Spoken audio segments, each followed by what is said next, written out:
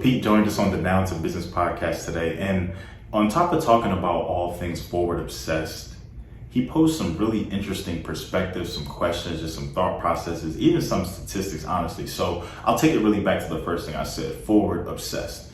Two separate words, but when put together, man, the sky's the limit. So what do you think about the word obsessed? I feel like for some, it may have a negative connotation, but honestly, he really transformed that perspective for me. So I think about something that I'm obsessed with, the Down to Business podcast. Do you have any obsessions? Do you have anything that you just wake up and you're just ready to tackle? You just live, breathe, and die by it, anything like that? But on top of that, we really talked a lot of things around social media, and just really now, an interesting statistic that he really put on to me was that he recently read a study that, you think about back then when you were growing up, how when you asked you what you wanted to be as a kid, you may have said police officer, firefighter, astronaut. That was Pete's. But nowadays, he said that when they ask kids what they want to be, 5 out of 10 kids are saying a YouTuber. It really goes to show you just the transition and just what we thought about back then, and just the MySpace days and the coding that we thought we were doing. Well, Pete said he was writing code as early as 12 to 13 years old. So I don't know what you were doing at 12 or 13. I know for me, I was outside, ready to be with my friends, everything of the sort. Pete was really thinking different. And now to see everything kind of be transformed and see everything move into this digital space, man, he loves it. While for some, you look at a screen and it may be crashing or something may not be right, or the red ring of death for my gamers out there, or the blue screen for Windows. Well, for Pete, he sees it as an opportunity. He sees it as excitement. He sees it as something that he can dive into and come up with a solution to it. So without further ado, enjoy episode 140 of Futuristic Approach.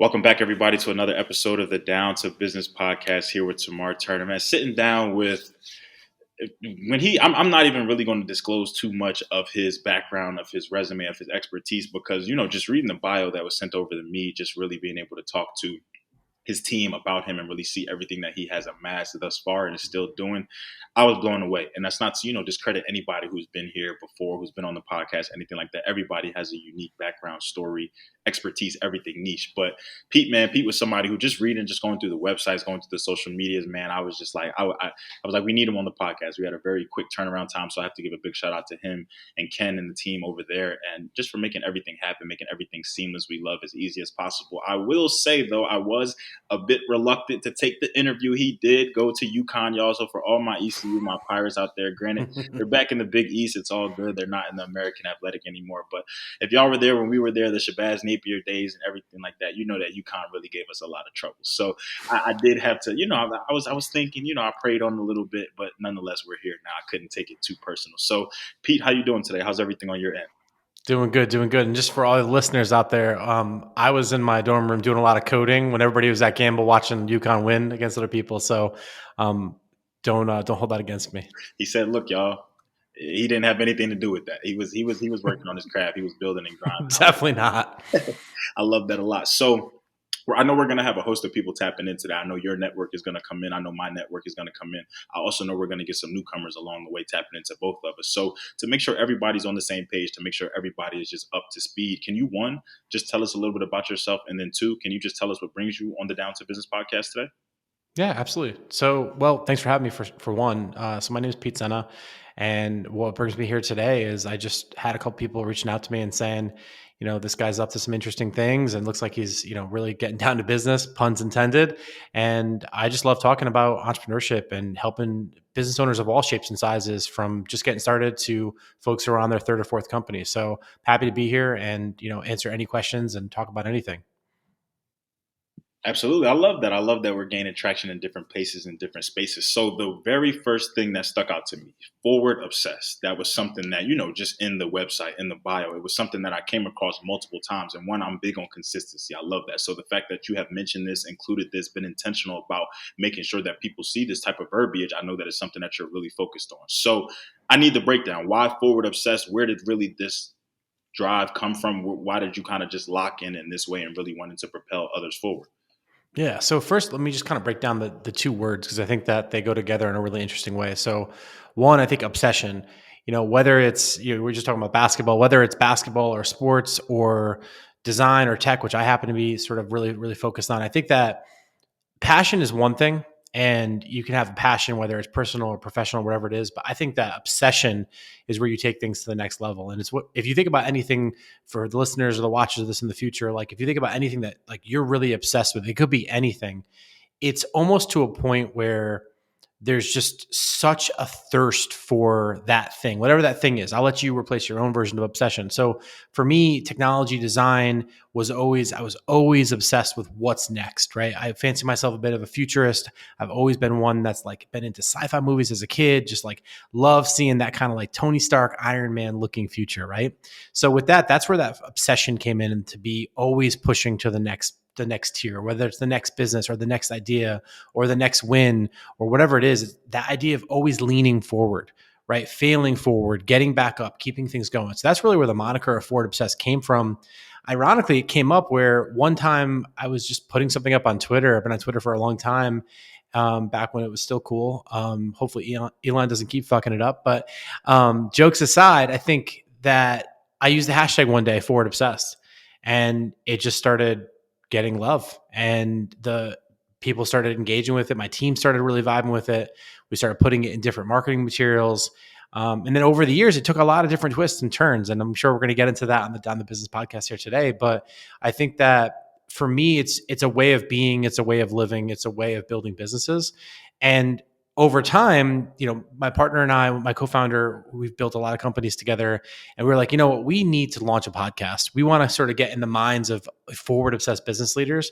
And then he and I were like, let's launch a podcast, but what are we going to call it? And I was like, let's call it what we always talk about, which is being forward obsessed. So that's ultimately what led to Forward Obsessed as the podcast being created. And now I'm just grateful to be able to be connecting with people. But that's what Forward Obsessed is in a short order. I love that. And I love really the breakdown of how two things, they can be on two sides of a spectrum depending on who you're talking to. But ultimately, when you tie them together, it can really have quite some meaning, quite some value behind it. I love that. So, all right, Absolutely. you touched on tech in the very beginning. So, something that I'm very interested in and talking to a lot of my techies, as I call them, a lot of people in that industry, my little brother included right now doing his freshman year at Zula and studying computer science. He was big on, Amazing. sometimes I would come down to his laptop and there'd be all types of stuff on there. I couldn't tell you what he was doing, how he was making it happen, but then the way he would explain it, it would just be like, oh, this is just so natural tomorrow. Like, how do you not know what's going on? Like, come on, what's going on? So, in thinking about when you were back in your dorm or back at UConn and just coding and doing your work and everything like that, did you ever really have any sort of inclination or any sort of just idea that tech, that social media, that things would really be in this direction today? I mean, I feel like ultimately we knew that things weren't always going to stay the same. But now that we're looking at AI, we're looking at the chat GPTs, we're looking at just how much is really automated and artificial these days. Would you really have envisioned something like that back then when you were doing what you were doing? I love that question. For me, like I've always been dreaming of the flying car sci-fi future, right? So I think about, movies like Blade Runner and Minority Report and Iron Man and like the whole Marvel universe. And like for me, even way back then, I was always a dreamer and I was always thinking about what tech could be. Ironically, the reason I got into design was because I recognized that like I could build cool apps and I could build, like command line applications, but it was really the user interface. It was that interaction, that movement, that connection that really brought about like how people connect with things. So I think like, did I imagine the future that we're in today? I mean, I think I would probably be full of shit if I said I did, but did I think that we would be at a place where we would have technologies and tools that are trying to replace or augment human decisions? Absolutely. Like we can go back to like the 70s or like read a Philip K. Dick book on science fiction. And many of those thoughts were thought about. I mean, you talk about Nikola Tesla, like way back in the day, before we had the internet, he was talking about Wi-Fi as a concept, right? So some of these ideas, I think you can go all the way back to the Nikola Teslas and the Da Vinci's and the Benjamin Franklins and these just different minds from back in the day. So I think that I thought we would get to someplace where we're at. Now, if you said, hey, Pete, what's your hot take on the past few months in marketing? And do you think that pace of change would be possible? No. I mean, like if you just look at right now, from the time we went from GPT-3 to GPT-4 to now we got robots in medical industries that are automatically using these APIs and these technologies, we're talking about like 3 or 4 months. Like we've seen more advancement in 3 or 4 months, in my opinion, than we've seen in like 3 or 4 decades. Like just like no bullshit, right? So that's sort of like my take on that. I hope it answers the question. Absolutely. No, I think it puts it in great perspective, even how you touched on more recently, because that's more so. See, I feel like, what we're talking about, what's really amassing, what's really happening, has really happened very rapidly. Has really, we went years of just what was considered, I guess, not even just the norm, just what you were used Yeah. to, just how to operate things like that. But now it's really so much out there that you even have to do research before you touch certain things or download certain things, or you really have to. It's a lot to dig into, and like you said, the versions just keep, automating themselves, or they just keep updating. It's almost like Yeah. the iPhone when you have that iOS update. It's like something new just keeps coming out, just keeps coming out. Bug fixes here, improvements here, everything like that. So no, I definitely have to agree with you when you say that, like, at the pace at which it happened, I don't think anybody would have predicted that. But I think we all kind of knew in the back of our heads. We can't quite put our finger on it, can't quite write you out the description as to what'll happen, but we're not going to stay like this forever because history repeats itself. Like you said, we're thinking about stuff that happened back then in the Benjamin Franklin days and the Da Vinci days and everything, and just what they were talking about, what they were envisioning and imagining. And so as we develop more resources, as we get more tools and expertise under our belt, the possibilities are endless for sure. So now moving towards the direction of building companies, of coming together with other people and doing all that. So would you what was that journey really like for you? Did you start really involving yourself with other companies before starting your own? Did you start your own, kind of amass some success, and then realize, okay, I can translate this over to others. I can give these skills and resources to people. How did that journey really work for you to get to where you are right now? No, I love that question. So let me take everyone back to when I was just like a skinny, scrawny dude in my UConn dorm room when everyone was going out partying, getting girls, going to watch UConn win the championship. Yeah, I just said it. Like when all that was happening, I was sitting there like staring at the screens in the dark, writing code and fiddling around the internet. And I had no idea about business. I didn't know anything. I just knew I wanted to make cool shit specifically for the internet, right? Like I'm talking like MySpace days of the internet, like old school. Like I'm 40 now. So like I feel like I'm like straight up OG at this point, right? I remember what it was like to have a dial-up modem. Like some people are like, what the hell's a modem, right? Like the Nokia phones before we got the flip phones, before we got the smartphones, right? So now that I've established myself as old, and half the audience has already just like clicked out of this episode, let me like go one step deeper into answering your question, right? So I was working with one of the biggest sports marketing companies in the world, and I very quickly realized that corporations were looking to put labels on people, looking to put people in boxes, looking to sort of check things. And in one situation, I realized what it was like to try to be cast into a label or a box. And I didn't like that. I didn't like the word or, I like the word and. It's a big principle of all my companies is like, it's like, yeah, you're this and you're this, right? You're not just that or this, right? And I think that's a really powerful statement just about humanity in general, but also business. So to answer your question, I had no idea I wanted to be an entrepreneur. But what I knew is I didn't want to just be a coder and a code monkey writing code all day. I didn't want to just be a designer in the foo-foo creative. And early in my career, I was always bridging those two gaps. It's really common now to do design and code. You look at technologies to like Webflow, where they're making it easy to drag and drop and do things that normally I would have to spend 40, 60, 100 hours writing code to do and testing on other browsers. Now it's a couple of clicks from Figma and you're on the internet, right? So the technologies have gotten that much more democratized and that much more accessible for people to just pop in, Google something, YouTube something, whatever. I didn't have that back then. So where I sort of put my first foray into business was I realized that like the things I wanted to make in the world didn't exist. I first thought when I was a kid, I wanted to make video games, right? I started writing code when I was 12 or 13 years old. I can't remember at this point. Like I was a kid, I was writing code and stuff was popping up on the screen. And back then I couldn't really talk to people. I wouldn't have the courage to get on, a podcast like I'm doing with you right now that just comes effortless now. I would be nervous as hell. Right. But I wasn't nervous as hell when I was looking at a computer. Some of my friends would see a blue screen of death on Windows or, a crash screen and they would freak out. For me, that was an opportunity to experiment, to explore, to be a creative scientist. And that's really what I loved. Right. So from there, what I realized, I reached an inflection point when I was in college. I could have stayed in the corporation and kind of did the normal 9 to 5 corporate job, which back then was much more popular than it is today. Everyone's got side hustles today and whatnot. But like back then, there was no side hustles. You had, you got your job, you got promoted, or you skipped to the other place, and that's what you did. And that's what all my friends did. And I said, I don't want that life. I don't want to be cast into this one box of coder engineer or designer or whatever the hell the term is, right? So I started doing both. And I realized that, I was on the East Coast, I was living in Connecticut, right? Not exactly like an innovation hotbed. I wasn't in LA, I wasn't in New York City or, Chicago or any of these places. And where everything's happening, right? Tokyo, et cetera. So I had to make a choice. And the choice I had to make is, am I going to get up and leave my family and do that and go somewhere else? And, I had a lot of things that were keeping me here on the personal note. And I went and started my first business, and I didn't know what the hell I was doing. Some would say I still don't. And it was that curiosity, that obsession, right? That forward obsession that we talked about earlier that led me to want to make cool things for the internet. And then that was the origin story. So I'll kind of pull us for station identification and questions now. No, honestly, I think, that's very interesting. And that really just goes to show you something that we're really big on here at Down the Business Podcast is perspective, and how, like you said, what could be scary to someone else or just I don't want to touch it, to you that was excitement, that was an opportunity, that was something where I really want to dive in and really make that happen. And it really takes taking a leap.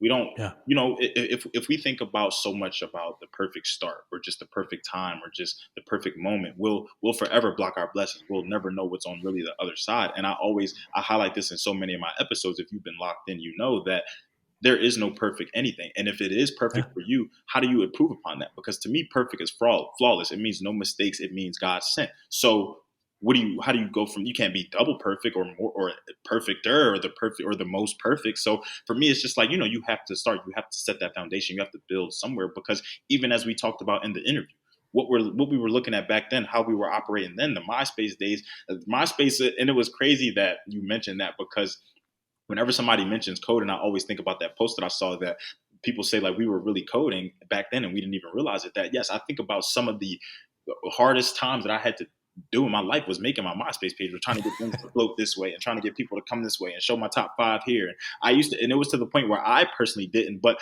there were people who would pay to have their page on it. There were people who were offering that as a service back then. And to me, it was just like, one, I'm I'm a kid. I'm not paying anything. I can barely afford this myself. But when I tell you I was on YouTube University, I was Googling everything. I was asking my friends, hey, how did you get that over there? And then sometimes they didn't want to disclose things because it was unique to them. They felt Gatekeeping. Yeah. all Gatekeeping. that stuff, so it's crazy just to see the evolution and everything. But it's crazy for you, like you said, some people may still say you don't know what you're doing, you're not there yet, or you're not, that's the, one, everybody is entitled to opinion, so that's perfectly okay. But two, had you not started, who knows where you would be? Who knows what questions or what interests or what opportunities you may have missed or may have not had as a result of that. So, okay, you went all in. You said, let's make it happen.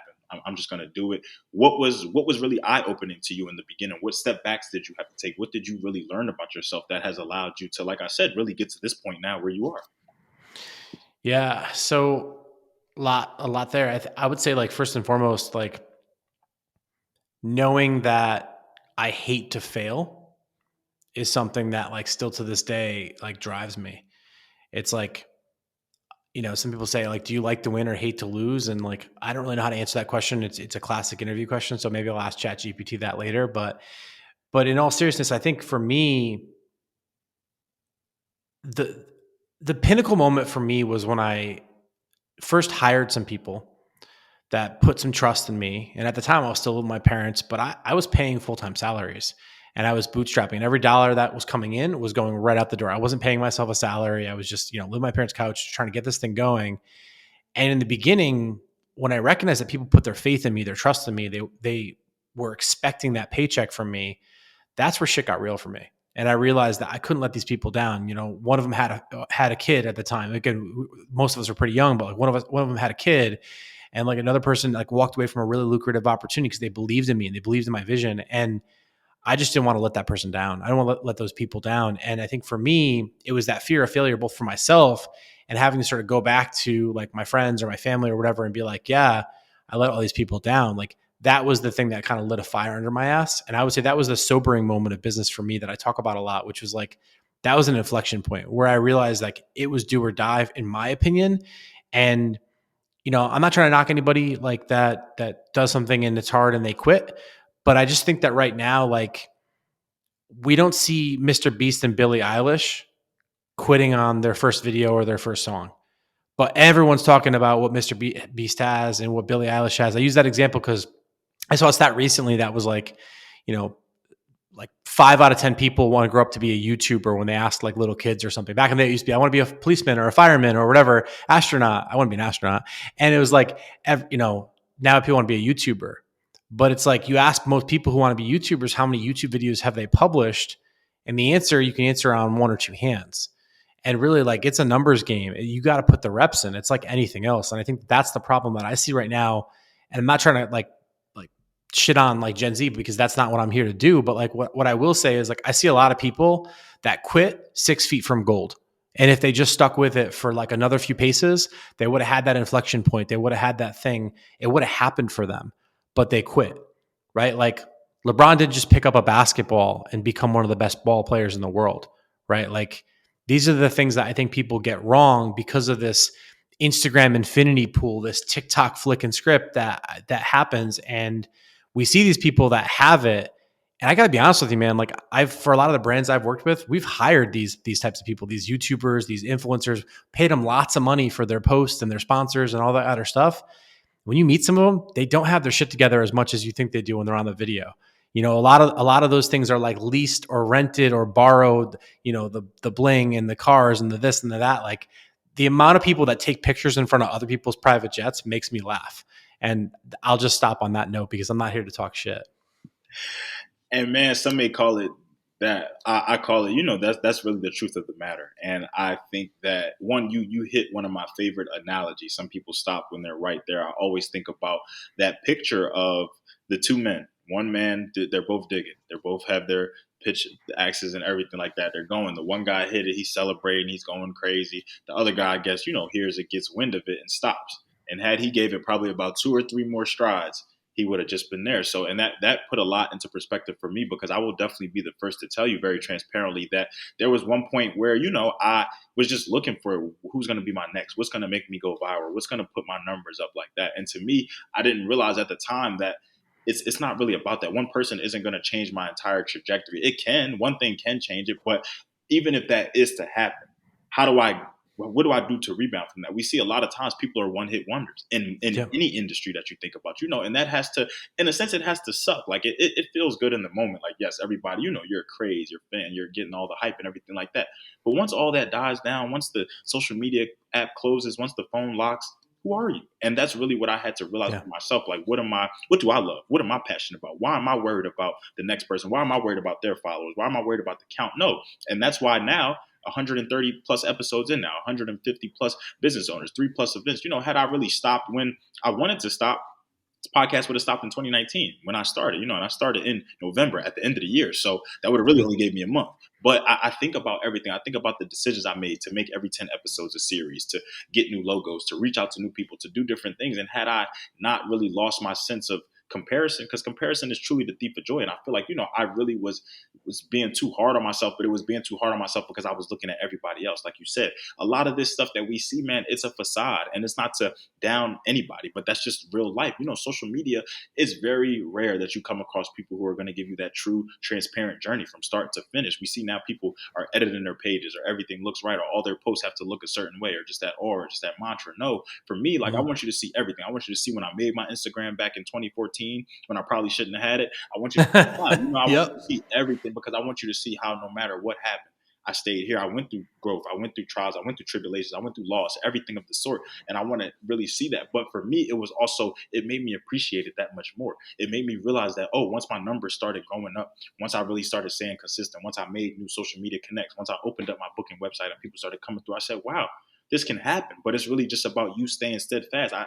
It's always so interesting to me how people who I've never met, how they always tell me how they come across the podcast. And I'm always so amazed and so shocked, because it just goes to show the reach that we have. When I look at my statistics on Spotify or Anchor or Apple Podcasts, it's like, wow, I would have never known I was touching some of these places and in some of these spaces. But had I stopped, who knows where I would be? Who knows who would have Yeah. known about the podcast? Who knows, even we were talking about before, about Adobe Sensei and everything like that. Had I not hopped on this call with you, I'm checking that out as soon as we get off this interview today. So it's just like, it's just certain things, and it's really intentional. But for me, it's also about Do you really want to do this? What do you really love? Why do you podcast? And that was really something that I had to sit down and internalize for myself. I'm not doing this for money, for monetary. I'm doing this for impact. I'm doing this because I see followers connecting in two different places, and I know y'all didn't know each other. I see people doing giveaways now, and I know y'all didn't know each other. I see people following and commenting on each other's pages, and I love that. So I need that for sure. But no, you make a great point. I think too, our generation is just, and come to find out, I was actually misspeaking. I thought me and my little brother were two different generations. We are indeed the same generation. He was born 2004. I just thought, me being Mm, 96, I thought we were two different things. Because for them, I even think about a time where we went outside. We went after school. We said, hey, we're going to meet here at this time. It wasn't phones and texting and doing. You had to be there at that time, or you just missed out.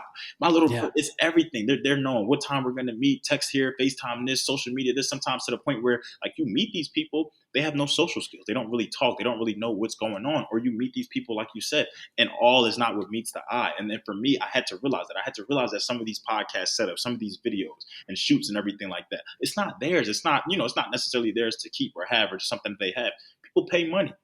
People have, Yep. bots, different things like that, programs. People reach out to me on LinkedIn now all the time, like, about just like the same DMs I would get on Instagram. I'm just like, wow, this is really coming at you in so many different directions that sometimes you really can't tell what's what and who's who, just because you have tons and tons of followers, or how many of those are real, genuine, authentic people You connect. want to laugh at something? So I'm very much an introvert, right? And you wouldn't know it from being on this podcast with me, but very much an introvert, recharged by being myself, the whole thing.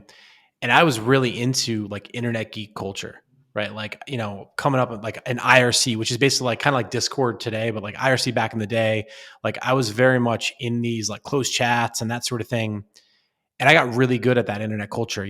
I met some of my best friends and some of my employees and some of my teammates on forums and message boards and all that kind of stuff, right? What's funny is I mastered that aspect of how to communicate. And then as a business owner, one of the things that any business owner has to do, like the number one skill that any business owner needs to have, is the ability to get customers. So maybe that ability to get customers means you got to learn marketing or sales or whatever that thing is. I'm not going to say the number one skill is sales, right? I'm not trying to get on my Alex Ramosi soapbox, but gotta love you, Alex. But what I am trying to say is that I developed these skills, these abilities to get in front of somebody and project who I am to the world and speak my truth and that sort of thing. And then the fucking world changed, right? And then we had this whole new generation of people that, to your point, they want to talk over text and WhatsApp. They don't want to get together. They don't want to jump on the phone. They want everything to be asynchronous communication. So what's interesting is I spent all these years rewiring my brain to figure out how to have conversations like this. And now the new generation's like, they don't want to have conversations like that. And it's just this weird thing where like it gets back to that forward obsession, right? It's like, how do we keep consistently evolving? And I want to just touch on something for a second that you said about the follower count, because I'll be really honest, like for years, like I work with some of the biggest brands in the world, right? Like, I've worked with, again, I know he's not in vogue right now, but I worked with Kanye when Kanye was like on the top. Like I worked with Lady Gaga. I worked with like some really awesome celebrities, bands, different people that And I'm not saying that here to brag. I'm saying that to say that I watched what they did to get to like put their genius out there in the world, right? And I watched how brave they were to subject themselves to people to just attack them. And I'll be honest, for years I was scared to put myself out there, right? I was scared to make content. I thought I looked stupid and sound stupid. I still do, right? Thank God I have a social media manager that just does it for me now. In terms of like, not does it for me, but you know what I mean? Like post it so I don't have to like watch every word I say and looking stupid and whatnot. But I'm the one that responds to every comment and that sort of thing myself. But the point I drive at is don't let the numbers fool you, right? Like I know so many people that like the perfect example I always give is like it was the girl who had like millions of followers on TikTok and couldn't sell 6 t-shirts or 8 t-shirts, whatever that thing was. But I experienced that recently, right? So perfect example. I just closed a $190,000 deal off of Instagram.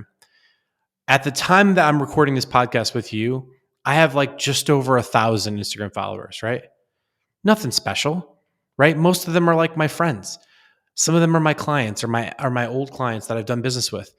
But like literally just closed an almost a $200,000 deal straight off of Instagram, right? You look at my follower count, I know influencers that get paid, a few $1,000s a post that have hundreds of thousands, if not millions of, likes, followers, subscribers, whatever it is. So the numbers can lie, I think, at times where it's not just about your follower count or your engagement rate, whatever. It's like, I go back to Kevin Kelly. So Kevin Kelly talks about this concept of super fans, right? He's like, if you have 100 or 1,000 super fans, it's better than a million regular followers or fans. And if you're not familiar with Kevin Kelly, for the audience listening to, basically what he basically says is, if you're a band or you're a creator of some type and you've got 1,000 super fans or 100 super fans, you can make six figures a year just off the strength of those super fans, selling digital products, selling appearances, that sort of thing, right?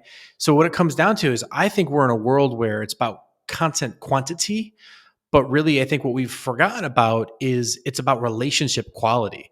And if there's one thing I've learned over the years, I've been doing this for a little over 20 at this point, it's the best relationships I've had that I've been able to generate millions of dollars of income, either for them or ourselves or our companies, because I have a number of them.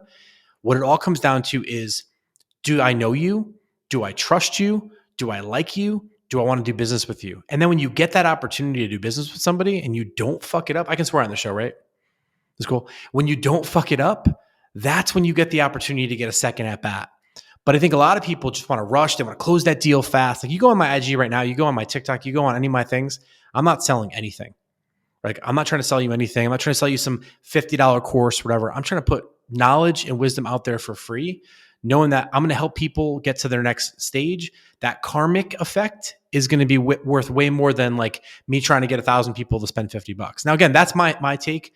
I say that from a place of privilege. I say that from a place of, knowing that I've been doing this a really long time.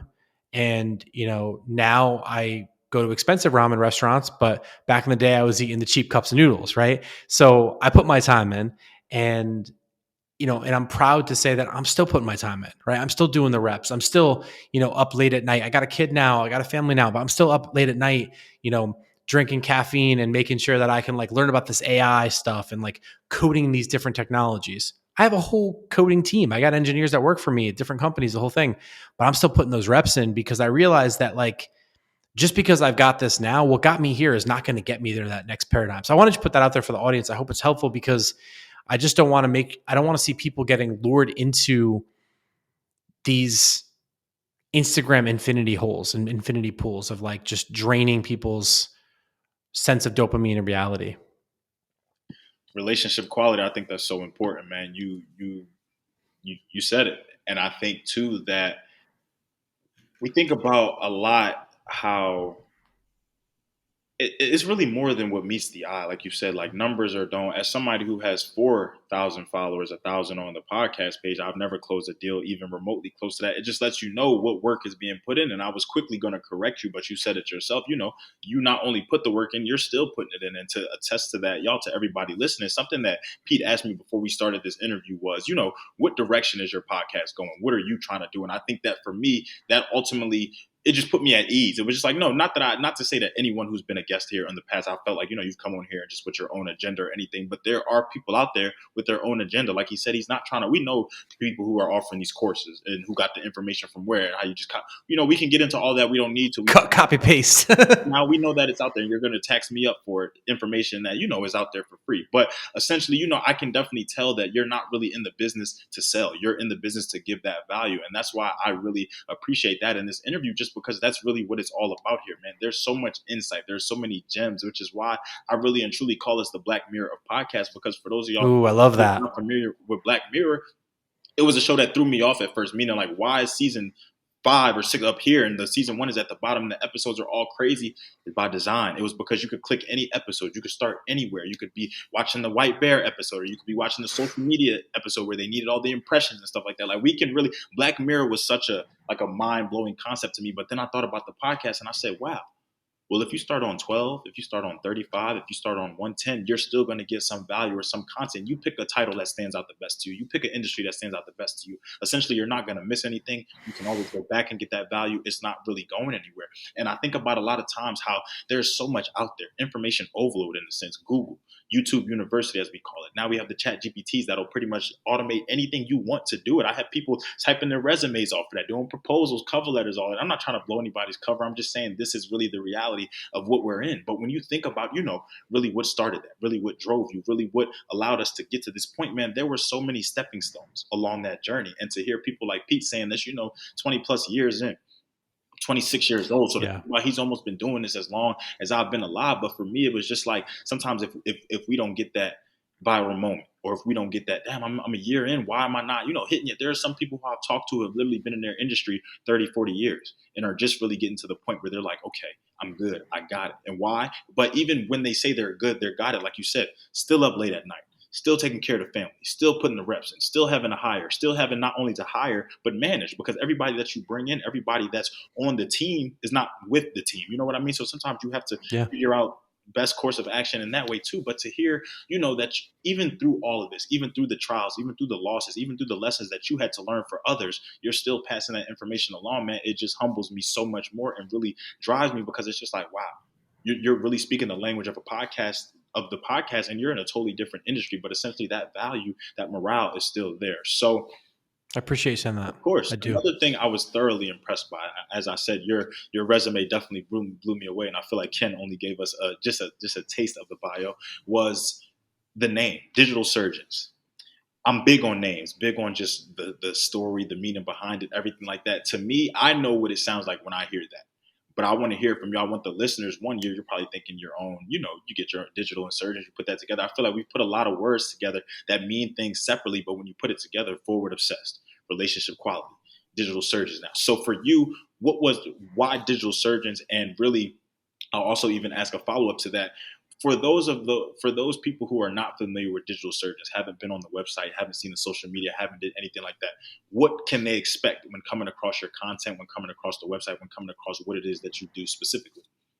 Yeah, no, I appreciate that. So first, let me break a couple of those things down. So if people are looking at digital surgeons specifically, that's a company that is really designed to help businesses and brands grow and evolve from the inside out. And I believe that digital is the core DNA to businesses and brands today, and is only going to get more digital as we enter the era of this metaverse, multiverse that is wherever things are going, right?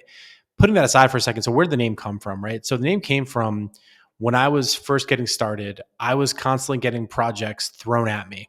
And when you're just getting started, you take shit work. You take whatever you can get your hands on to pay those bills, right? And I think that you learn a lot doing that.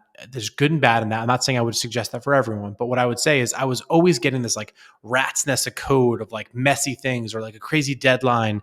I remember one time I did back in the day, there was like, I don't even know if it's still around, but there was like Alizé, like Tupac used to talk about Alizé, Alizé. And I remember working on like the Alizé website for like some big agency, and I got the code and I got the designs, and it was just this big, massive pile of shit. It was like they paid way too much money and had a bunch of amateurs putting on this, and it was like this is a big company, right? And prominent brand. It was like like what Ciroc is today. Back then, Alizé was like the thing, right?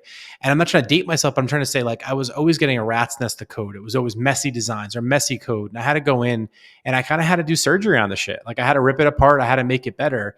And all these years, I've always like ran away from like what makes a surgeon a surgeon. I've ran away from, the concept of expertise and precision and, being very surgical, all those metaphors. And I was like, we're never doing anything medical because we don't have medical clients for the most part, right? We've done a little bit in that industry, but we primarily focus on like, high concept businesses and brands, right? B2B, SaaS companies, software as a service companies, or like hot B2C brands that are really looking to take that digital presence to the next level, right? So that's what Digital Surgeons is all about. That's where the name came from. Back then, digital, like today, digital is like oxygen, right? We all breathe it. We're on a digital conversation right now. But when I started this company in 04, 05, 06 in the early years, everything wasn't digital. There was like a couple of digital agencies and then a lot of agencies who were pretending that they could do digital, right? So it's like we were born digital. And as a result of it, that idea, words like digital native or all these kind of buzzwords we see today, like we've been living that, right? We've been messing around with AI related technologies for a few years, well before we had, the large language models like ChatGPT and LangChain and all this stuff that's hitting the internet and that's changing the game, right? So that's where Digital Surgeons, the name came from. To answer your question about what audiences should expect when following me, if you're following me, I'm going to talk about creativity in business, how to be more creative in life. I'm going to talk about how to save time. Some people call me the shortcut king because I'm just real fast with the keys and the tools. And I'm promiscuous as fuck when it comes to tools, right? What I mean by that specifically is I don't let my team sign year contracts anymore because tools come and tools go. So I'm always looking for that unique gem, that one product, if it's Riverside for doing the podcast, or if it's Whisper for doing the transcriptions, or if it's Fathom for doing note taking with AI, like whatever those tools are. And I got a whole set. I'm happy to share them with you in the audience anytime. What you can expect if you follow me is you're going to get no bullshit analysis of the tools that I use. Most of them, I'm not putting affiliate codes up, or whatever. So I'm not trying to like scratch away every dollar I can. What you're going to get to me is this is the shit that I'm doing to build my clients' businesses, to build my business. This is me putting the tools out there, the tutorials, the tricks. I've got a free newsletter that I put out. I put it out twice a month, and I'm just trying to give away value, because I'll tell you a really fast story that like really lights me up. This happened the other day. I had someone hit me up and they're like, yo, I checked out the podcast Forward Obsessed. I just want to let you know, I just raised almost $1 million in capital for my startup. And I did it because I learned from your guests on the show that you had. It wasn't because of me. It was because I'm creating that community, that opportunity. I brought together smart people like you're doing with all your different guests, right? So for me, I'm in this because I love the game of business, right? It's like you look at like the people used to talk stories about like Michael Jordan, like gambling when he was like whatever. And they're like, you're super rich. Why gamble? It's about putting the chips down. It's about playing the game. It's about seeing if you can win, if you can beat the odds, right? So for me, I'm not doing this for another zero in my bank account, right? Like I'm not doing this because of that. I'm trying to actually leave a dent in the universe, like Steve Jobs used to say. So that's what I'm in it for, and I love this shit. Like the other night I was like, oh man, I look at the clock. It's 3:00 in the morning, and I'm like, I got a young kid. He's gonna wake up in a couple hours, and I'm gonna be miserable, right? But I'm like, no, I'm not, messing with this Lang chain thing. I've got this audio getting transcribed and like finding all these things. I'm like, that's going to save my team 20 hours a week next week. Like, and I just did it in 3 hours, right? Like, I love this stuff. So that's what you're going to expect if you follow me. I hope that folks can tune in and get some value. And what I always say is like, if you have a question, just ask the question.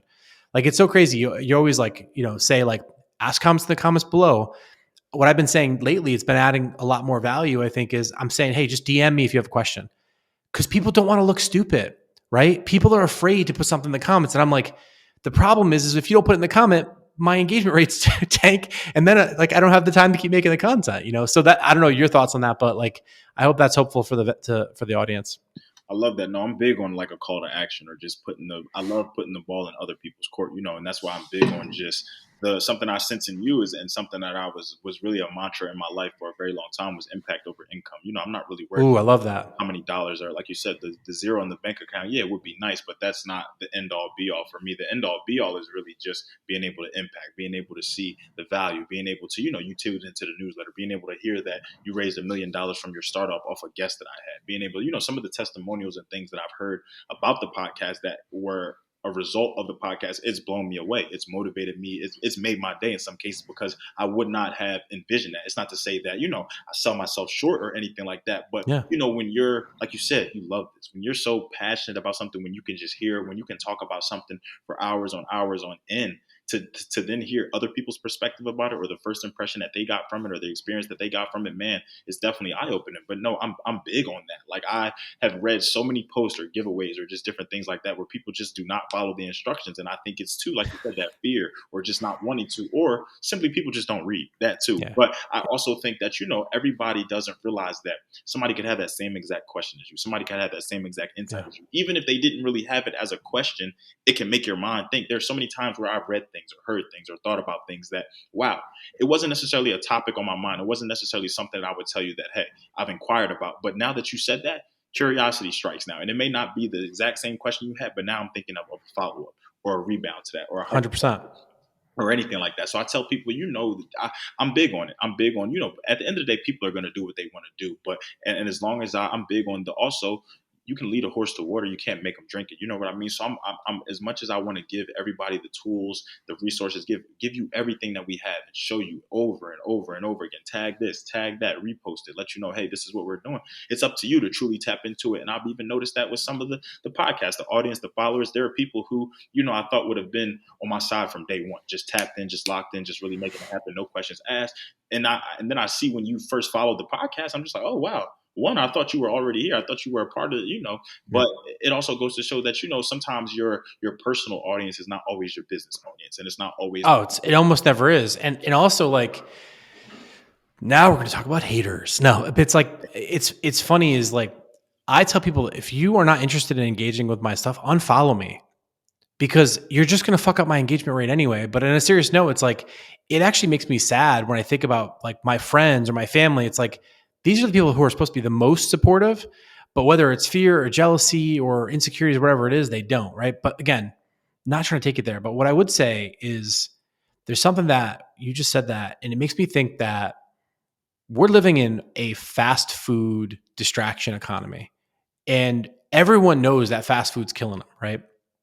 And I don't want to get all like socioeconomic and get crash here, but because obviously fast food is lower cost, and some people can't afford to not eat fast food. In some cases, eating good food is expensive. So I want to just hold some space and say, like, this is not me trying to talk about income. What this is about is trying to make a metaphor to say that, like, if you look at fast food and just sort of bad calories versus good calories are harder to procure. They're more expensive. They take more time, and it results in a higher benefit, right? It's like food is fuel. And I would say in a lot of cases, social media is fuel if you use it right. If you take your approach, which is YouTube University, you're learning, right? If you take some other people's approach, which is like, oh, like which celebrity got into a fight tonight or whatever the hell it is, look, I follow Funk Flex too, right? But at the end of the day, like if I'm trying to learn, I'm going on some of the pages. I'm going on Lex Friedman's podcast. I'm going on, Marcus. I always forget his last name, the tech guy, Marcus, like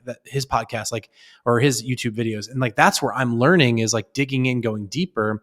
I think that everyone's looking for like, the fast advertising, the fast food approach to learning. And that's where I think that we lose out, right? People don't want to do the thing. They want that $3,000 laptop giveaway that you're doing in your post, but they don't want to follow the 3 instructions. And then when they don't, win the thing or win the prize or the auction or whatever it is, they get pissed off. We used to do a lot of sweepstakes for big brands way back in the day. We don't really do them anymore now because you just build really shitty audiences for brands. But I remember we used to, we give away like a car or a MacBook Pro or some other thing like that for, back in the day, or iPad. And just the amount of like anger you see from people when they don't win, it's like, you didn't follow the subscription. We said you will fill this in and you'll get an email, and the email will have the rules, and you will opt into the rules, and then you'll be entered into the drawing. And people will be like, just outraged, all caps, yelling, the whole thing. And it's like, the steps are right there. And so I think a lot of times I used to think, oh, people were just stupid, right? Like back in the day when I was like young and ignorant, that's what I thought. But what it comes down to now is we're just so distracted, right? You and I have this conversation right now. My WhatsApp's going off, my Discord's going off, my emails lighting up, my texts are going off, like every meeting, my Slack's going off with the different companies. I'm choosing to be here present with you and your audience. You're choosing to be here, taking this time out of your day. That's a connection, right? So like, yes, I could very easily go and get distracted and start responding to all those different things right now, but then I'm disrespecting you, and I'm disrespecting your audience, and I'm disrespecting myself. So I think the one thing I would say to some people is like, you got to kind of train yourself. Like, I'll give you a perfect example. One of the things I've been doing a lot lately, I'll just show you really quick because I think the audience will appreciate this, is you see my phone? It's in an iPhone, there's a accessibility feature where you can turn your phone on grayscale mode. And I've got it where it's 3 taps, right? So you see how it changed it with 3 taps, and it's going to change color again. One second. I got to do it really quick. There it goes. So now it's full color again, right? And I do that because it actually lowers your dopamine levels. And, I've also got a blue light filter on my, like my screen protector. And this matters because what's happening is when you have someone who's 19 years old, their brain's not even fully developed yet, or 17 years old. I think our brain stopped developing somewhere in our 20s, if my memory suits me correctly. Definitely, let's Google that, not ChatGPT it. But in all seriousness, we're fucking with our dopamine levels. We're fucking with our serotonin levels.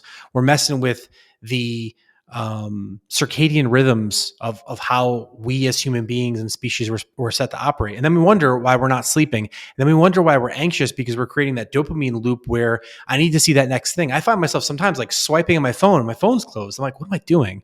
So recently I just did this thing. Y'all should try it if you haven't, where like at night, I just put my phone on black and white, the grayscale mode.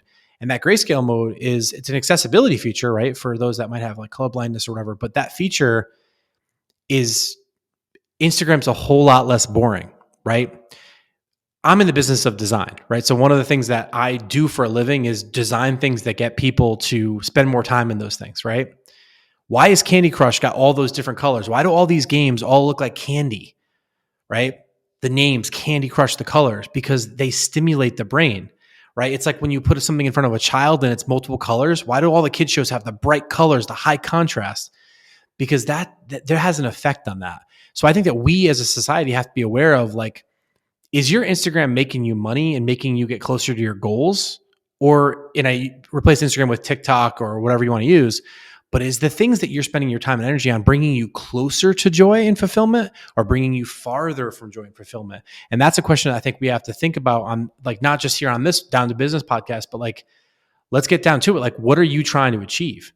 Right? Like, if you're trying to be the best basketball player in the world, you shouldn't be here right now with me. You should be on the court. You should be you work with a coach, right? If you're trying to be the most connected person on the planet, you might be in the right place because you're having conversations with great people, right? So I think that's an interesting thing is, like, if you want to show me someone's goals, I say, show me your calendar. Show me your calendar. Show me where you're spending your time, and then you show me your goals. If you're spending 3 hours a day watching Netflix and you're not trying to be a filmmaker, well, and you're trying to be like the best coder in the world, well, you're not trying to be the best coder in the world because you're not putting the time and the reps in. Like, I see you for an hour or two, opening up something. You're not finishing the online courses that I paid for.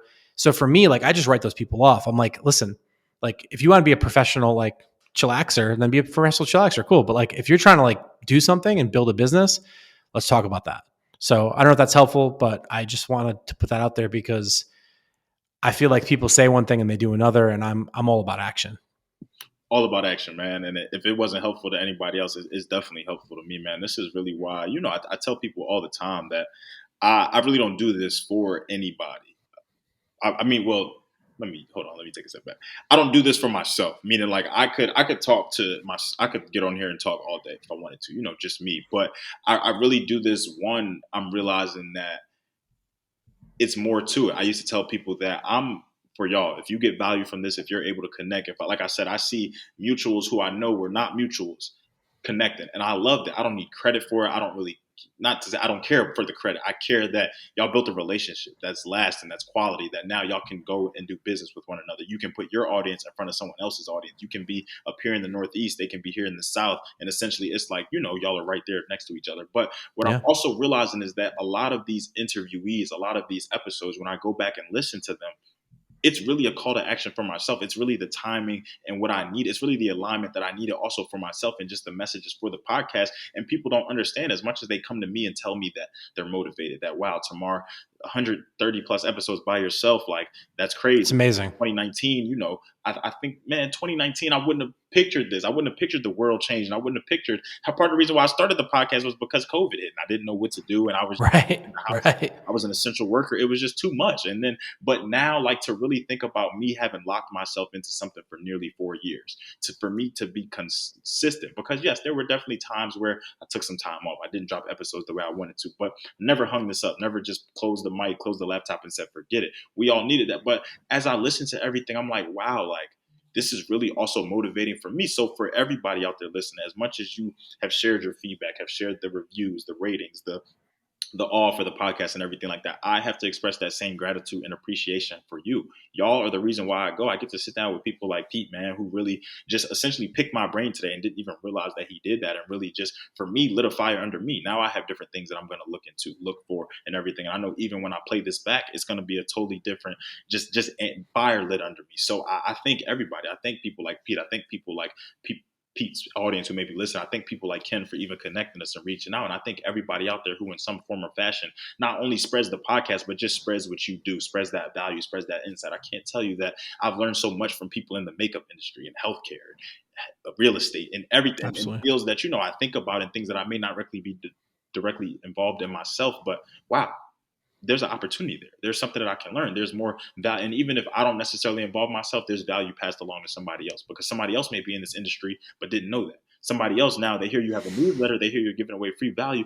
Oh, well, let me sign up for Pete's newsletter. Oh, well, let me go to the page. Oh, well, forward obsessed. Wow. Never really thought about that term, but I love moving forward. And I definitely have some sessions out there. Let me figure out what's going on. Digital surgeons. Well, yeah, I don't consider myself the most tech savvy person, but I recognize that digital, like you said, it's oxygen right now. We need it. So sometimes, like it or not, we have to immerse ourselves in industries that we may be new to or we may not know about. But that's also why you have people around you to do the same. So I love it, man. I'm very excited. I'm very excited to one, just see the continued movement, just to see the continued work that you're going to be doing. I see the involvement that you have at Yale. That's amazing. I know that you're just as much value as you gave here. I know that those students, man, they're blessed, and I know that every cohort that's to come after that and that program, how it works. I know that, man. There's nothing but a host of value. But I'm also encouraging, as I always do. I'm calling everybody out. Just tap in any capacity. I'm not saying that you have to do every single thing that he said on this interview. Just do one thing to start and watch how it Yeah, continues. do you. I mean, like, do your thing. Like, it's the thing that I always say, like, one of my favorite exercises to do with like my friends, my family, my clients, like myself is I call it start, stop, continue. Like, have you heard of this before? It's super simple. Like, I feel like there's metaphors all around us in life, right? And we've all seen a traffic light, whether you live in a city and you drive or you don't drive or whatever it is. It's like we've all seen a traffic light, red, yellow, green, right? What are you going to stop doing? What are you going to start doing? What are you going to continue doing? And I do that exercise legitimately every single week. I get together, I meet with my assistant, I meet with my team. I'm doing my one-on-ones with my team. What do we learn? Like, we operate everything in like these like short like sprint cycles, right? Where it's like we have some experiments, we have some bets we're going to make, we have some things we're going to do. Now, what are you going to stop doing? What are you going to start doing? What are you going to continue doing? Right? Someone might be listening to this now and saying, you know what, I'm going to stop doing? I'm going to stop going on Instagram when I'm watching a movie. I'm going to put all my energy into that movie. Great, good for you. Somebody might say, I'm going to continue trying to learn about how to do video editing, right? I want to step it up from just starting out in CapCut, which is super available and easy for folks. And now I want to level up. I want to start messing with Final Cut or Adobe Premiere or whatever the tool is, right? So what I always say is, what are you going to start, stop, and continue doing? That's an exercise that I do because you can learn so much about yourself and so much about other people by just doing that. And it's great to have an accountability partner, whether it's your best friend or your coworkers or your boss or whatever it is. That's where I think it starts, because the thing that, like, not everyone's like you and me, right? Not everyone's an entrepreneur. Not everyone wants to build a business. Sometimes people have, like, it's kind of like people who want to be around celebrities, right? I had some friends that lived out in the LA area and they just wanted to be around successful people like that. They just, that was their thing, right? And that was like, what they got high from, if you will. And there's no knock on that they knew who they were and what they wanted to do, right? If you don't know what you want to do, then you got to start experimenting. It's like my co-founder always says, fuck around and find out, fuck around and find out. He's always joking around. You should definitely have him on. I think you guys would vibe. He's I Grow Brands on Instagram. Definitely shoot him a DM and just tell him we connected. But he's hilarious, right? He's a funny dude. I mean, you're going to get all kinds of stuff from him. But I say that he always says, fuck around and find out. So if you're listening to this episode and you don't know what you want to do, just fuck around and find out. Like, your path is not my path and everyone's path is different. And if there's one thing I can say I've learned, and I wish I could tell myself when I was 17 years old, it's like, fuck what other people have to think. Like, because honestly, like, I spent so much time being like, oh, I don't sound smart, or I look stupid, or, I don't look good in that picture or that photo, or I don't like seeing myself on this or whatever. But the reality is, like I just said to you, like, I just got an awesome deal that's going to pay a lot of salaries, that's going to keep a lot of people at my company and business. It's not just going in my pocket. It's like, now people who have families and do different things are much safer now in my organization because these deals are coming in. And it's because I had the bravery to put myself out there on Instagram. And look, I get shade all the time. I got like the other day, someone on TikTok was like, it's easy for you to say you're old. And I'm like, okay, if 40's old, then I'm old. Cool. Like, all right, I'm old. But like 2 years ago, 3 years ago, I'd be like, oh, do I look old? Should I go do this thing? Like, do I need Botox? Should I do this thing? But now I'm just like, fuck it. Then I'm old, whatever, or like, oh, you're stupid. Like, okay, I'm stupid. But it still hurts, right? Like, I have so much empathy for people that are like in the limelight. Like, I don't know if I ever want to be on that level. Cause you can imagine, like, you get on stage, you do an amazing performance. Like, if you're like The Weeknd or whatever it is, and then you get off stage, even though they got managers and people that are looking out, whatever, you have to imagine, you get back to the hotel room, you're gassed up, you're excited from that energy, whether you're a sports player, whatever it is, get off the court, and then you check IG or you check, some front page news and someone's just tearing you down. No matter how strong you are mentally, like, I mean, I can't speak for you, but I'll speak for me. Like, one or two comments will, like, still to this day, like, hurts, stings. They, like, people say, like, sticks and stones don't break bones. No, words fucking hurt. Like, let's keep it real. So I don't know. I hope that's helpful. I know we're just about out of time, but any specific questions I want to make sure I get for you and for the audience before we have to jump, and I got to get to the next thing. Oh well, no, yeah. Honestly, for me, I'm big on words just the same. So I'm with you 100%. And I, as internal as I say I am, and as the mental fortitude that I have, big shout out to my boy Honore for putting me on that term, mental fortitude. But as much as that, I think I have, it's like you said, in the comfort of your own self, car, home, whatever the case may be. When you go through some things and you see that, oh yes, it definitely hurts for sure. So no, honestly, the last thing that I would want to offer to my audience before we give them all the socials and where to find you in the podcast and everything like that, I would really just leave the ball in your court. And I'll just say, do you feel like there's anything that we haven't touched on today? Anything that you want to leave the last words for, whether it be business owners, entrepreneurs, people in the creative space, people not even in the creative space, but more so just looking to stop, start, and continue. Just figure some things out, make some life changes, or anything that you feel like we haven't touched on today, or just even some last words that you want to leave for anybody who's tapping in on your side, my side, and like I said, even those newcomers that we'll have along the way. Yeah, it's a great question. I mean, I've really enjoyed the conversation, and I can see why Ken recommended that we connect. I mean, I appreciate Ken a lot for that. The one thing I think I would say to this group is, if you have not really put in your time and put in your energy digging into the impact that AI is going to make on the world, you need to, because this is not just going to be the next industrial revolution, the next toy or technology. ChatGPT is just a totem. It is just a signal of a thing that we should look at. That is one tool. There are millions of others that you've never even heard of, that I've never even heard of. This tool is bigger than the internet. The AI, large language models, all the aspects of machine learning and artificial intelligence, it's going to completely transform the way that we do everything. IBM just announced this week 30% of back office jobs are going to be completely eradicated from the. This is IBM, one of the most technologically sound companies. We see the wake of layoffs. We see every company's trying to do more with less now. We see all these different things.